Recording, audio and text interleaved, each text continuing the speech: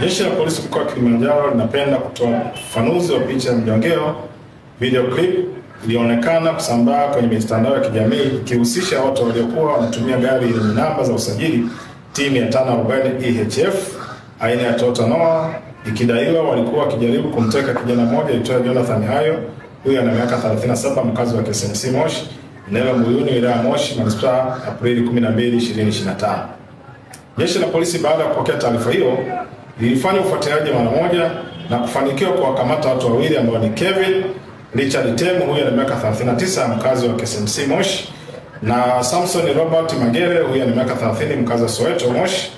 wakiwa na gari namba T540 EHF aina ya Toyota Noah inayodaiwa kuhusika katika tukio hilo. Gari hiyo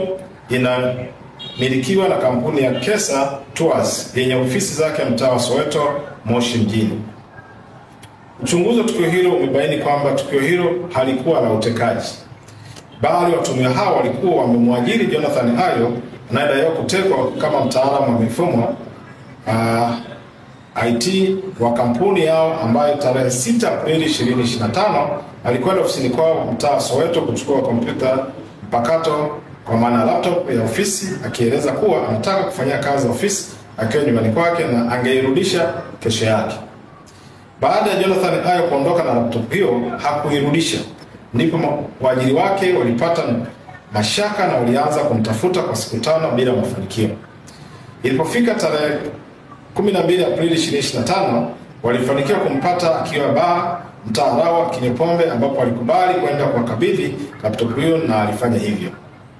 Watu hao wakitumia gari namba T540 EHF aina Noah, baada ya kuipata laptop yao waliamua wampeleke polisi ndugu Jonathan Hayo kwa hatua zaidi, na walipofika eneo la Mbuyuni majira saa 1 usiku, Jonathan Hayo alifungua mlango wa gari ikiwa imesimama kwenye foleni